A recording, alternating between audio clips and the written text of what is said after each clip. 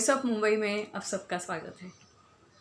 वैसे मेरी हिंदी इतनी अच्छी नहीं है, फिर भी टॉपिक ही ऐसा है कि बोलने के लिए मैं विवश हो गई हूँ। मैं 2.5 साल करीब कारगिल के ऊपर एक किताब लिख रही थी और कल उसका लास्ट मतलब जो हम बोलते हैं ना लास्ट पेज का लास्ट लिखना था। अभी वो इनॉग्रेट होने वाला है। उसमें मैंने एक वर्ड लिखा था लास्ट पेज जो आता है उस पर कि हम तो विजय दिन मनाते ज़रूर है, फिर भी ऑपरेशन बद्र कहाँ ख़त्म हो गया। क्योंकि कभी भी मीडिया पे आप जाओ, कारगिल की बात करो तो कोई भी ये नहीं बोलता है कि ऑपरेशन विजय तलवार या Safed Sagar it was a answer given to operation Badr organise by Pakistan. Operation Badr क्या है?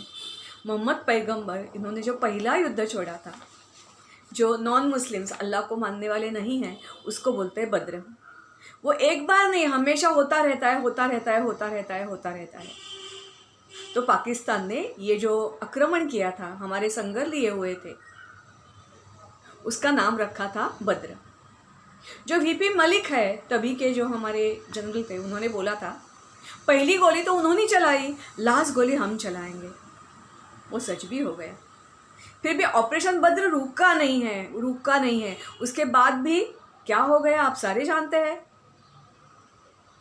और कल जैसे मैंने लास्ट फुल स्टॉप दिया तब भी टीवी पे बातमी आ गई, न्यूज़ आ गई कि हमारा जो जम्मू का एयरफोर्स स्टेशन है उसके ऊपर 2 ड्रोन आके उन्होंने हमला किया, बम हमला किया।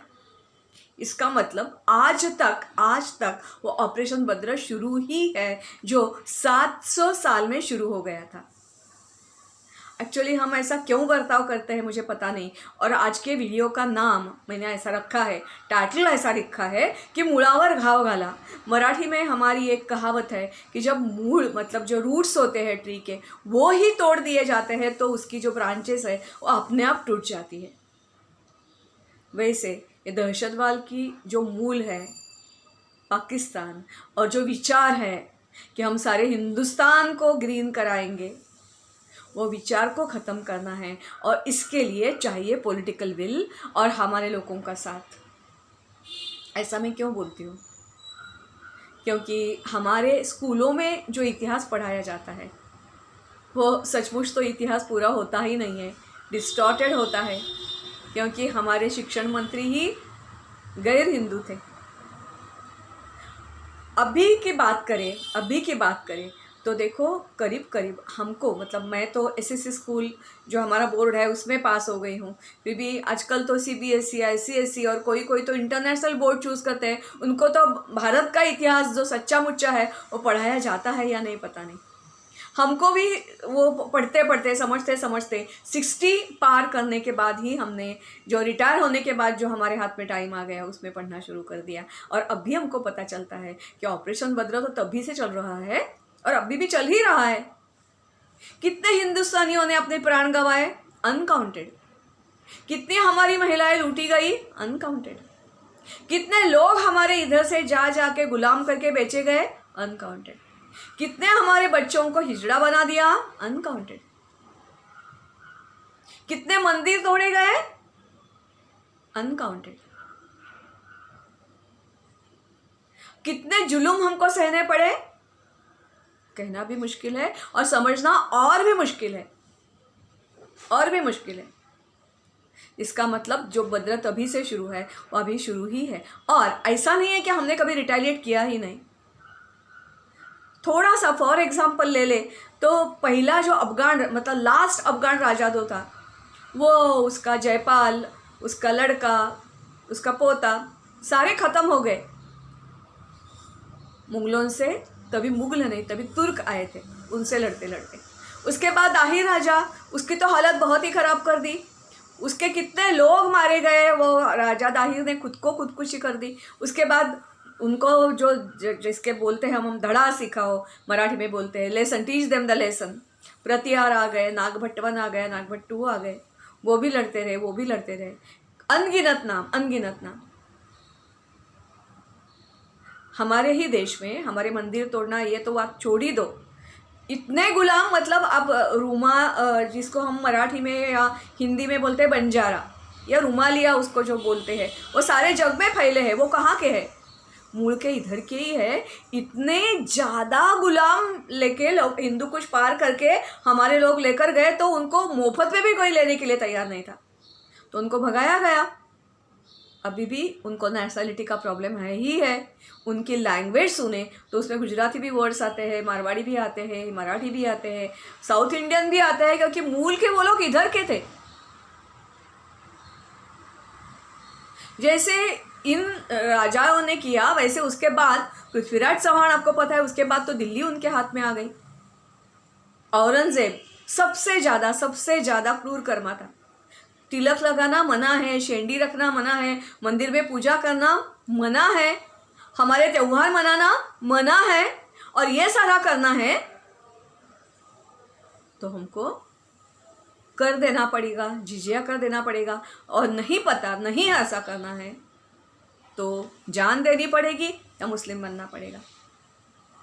तभी जब ज़्यादा ही बहुत ही अत्याचार हो गए, तो तुम सब लोगों को पता है कि महाराष्ट्र में शिवाजी महाराज आ गए।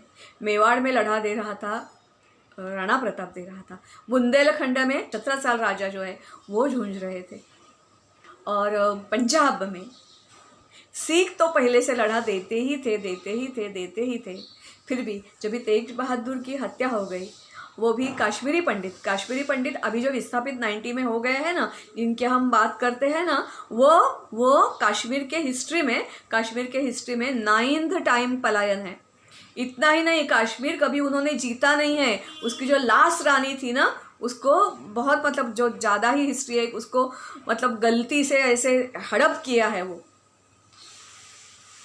तो ये गुरु गोविंद सिंह जो थे, उनके जो पिताजी थे, उनके पास उधर के कोई कश्मीरी ब्राह्मण आ गए और वो बोलने लगे कि हमको बहुत तकलीफ़ हो रही है, हमारी सहायता करो। और इतनी तकलीफ़ हो रही है कि उन्होंने हमके 6 महीने दिए हैं, और 6 महीने में हम मुस्लिम कन्वर्ट नहीं हो गए तो हमको वो मार दिए जाएंगे, हम सारे पंडित मार दिए जाएंगे।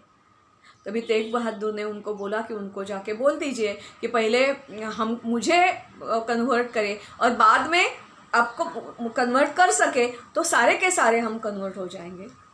और तेग बहादुर उधर रुके नहीं, वो खुद दरबार में चले गए और उन्होंने बोला कि देखो ऐसा करना मना है। वो तो आध्यात्मिक थे ना।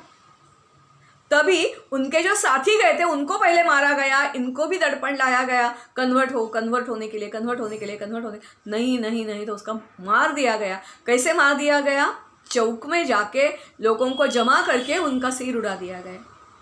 उसके बाद दाहवे जो गुरु गोविंद सिंह है, उन्होंने बाद में, मतलब इतने जल्दी नहीं, फिर भी बाद में उन्होंने जो खालसा बनाया, वो खालसा इसके लिए बनाया कि ये धर्म युद्ध है, हमारे धर्म की रक्षा करना हमारा कर्तव्य है। सारे मार्ग जब खत्म हो जाते हैं तभी एक ही मार्ग बचता है, और वो है तलवार उठाना।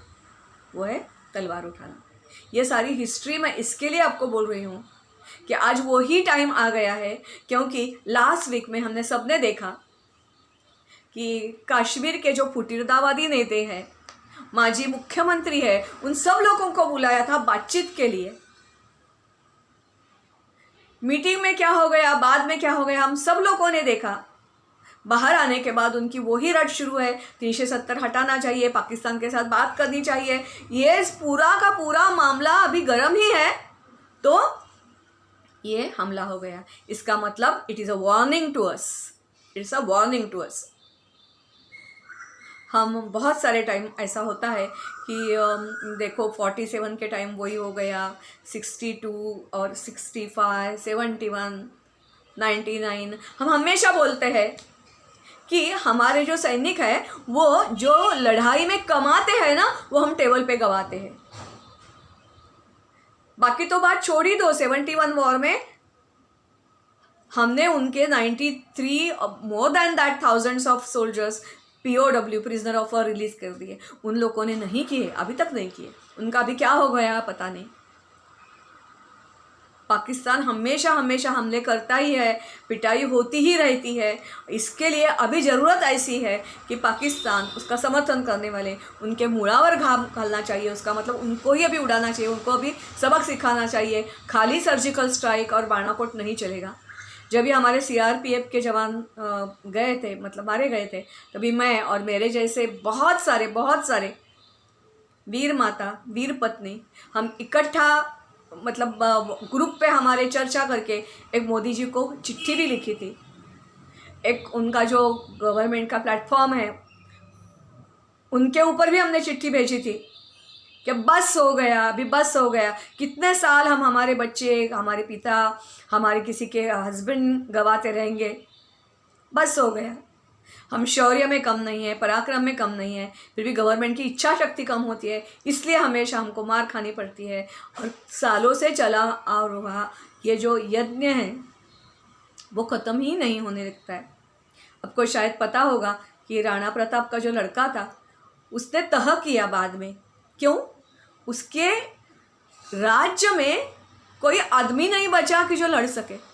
वैसे हमारी स्थिति नहीं होनी चाहिए। एक तरफ हमारे बच्चे हैं, वो उधर लड़ते हैं, दूसरी तरफ हमारी नई पीढ़ी है, कोई परदेश में जाके सेटल होती है, कोई इधर मस्ती में रहती है, क्योंकि उनको सच्चा इतिहास पढ़ा ही नहीं जाता है। कोई स्लोगन देता है तो उसमें क्या गलत है, ऐसे ही कुछ बोलते रहते हैं। तो आज ज़रूरत ऐसी है, इनको भी सिखाना चाहिए ही चाहिए। मोदी जी से हमारी बहुत एक्सपेक्टेशंस है। हो भी सकता है कि हमारे एक्सपेक्टेशन के नीचे उनको तकलीफ हो, फिर भी हम नहीं सोचते हैं ऐसा। हम समझते हैं कि सारी भारतवासियों की भावना मैं बोल रही हूँ, अभी बहुत हो गया। वो ड्रोन हल्ला था, किसने किया, क्या किया, रडार पे क्यों नहीं आ गया, उसकी तो जान बाद में होगी। फिर भी we have to be prepared for the war, क्योंकि पहली गोली उन्होंने चलाई है, हमेशा चलाई है। लास्ट गोली हम चलाते हैं, विक्ट्री भी पाते हैं, फिर भी बीच के टाइम में उनकी भी जीत होती है और हम जीत के भी हारते हैं। बार बार ये मुद्दा वो उठाते ही रहते हैं, बार बार हमला करते ही रहते हैं। अभी कश्मीर तो छोड़ ही दो, केरल की न्यूज़ आप सुनो, पंजाब और राजस्थान बॉर्डर की वही बात है, कश्मीर की तो वही बात है, महाराष्ट्र में मालवणी, मुंबई में वही बात है, कितने सारे मराठवाड़ा में वही बात है। अभी दिल्ली और कलकत्ता दोनों की जो इलेक्शंस हो गई, वो कैसे आप जीत गई, कैसे ममता दीदी जीत गई, सारा जरा ध्यान से सोचो। उनकी संख्या बढ़ेगी, उनके हाथ में नचाने वाले उनकी गवर्नमेंट आ जाएगी, तो हमारे हिंदू लोगों की हालत क्या हो जाएगी। जैसे मराठी में बोलते हैं कि कुतरा पण विचारना नहीं, कुत्ता भी तुमको पूछेगा नहीं, वैसी हालत हो जाएगी। ऐसा नहीं होना है।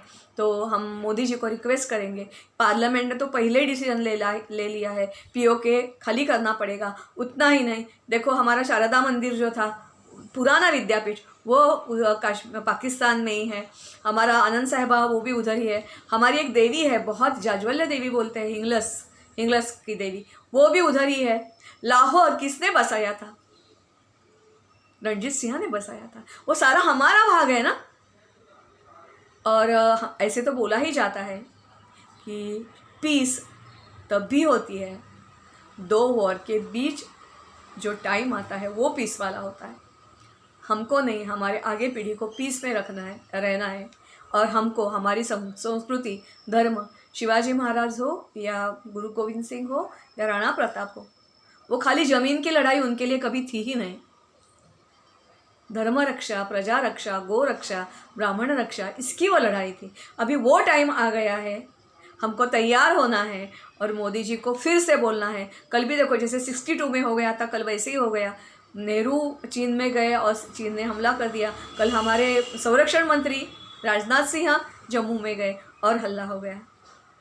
तो थोड़ा सा हर एक, कोई चिट्ठी लिखो, कोई मैसेज करो, कोई ईमेल करो, मोदी जी तक हमारी प्रार्थना, हमारी बातें पहुंचनी चाहिए। बस हो गया, अभी मुड़ावर घाव घाला और ख़त्म करो। जो इधर रहने वाले हैं, पाकिस्तान के निष्ठा रखते हैं, उनको भी ख़त्म करो। बस फाइनल वॉर होनी चाहिए। नमस्कार।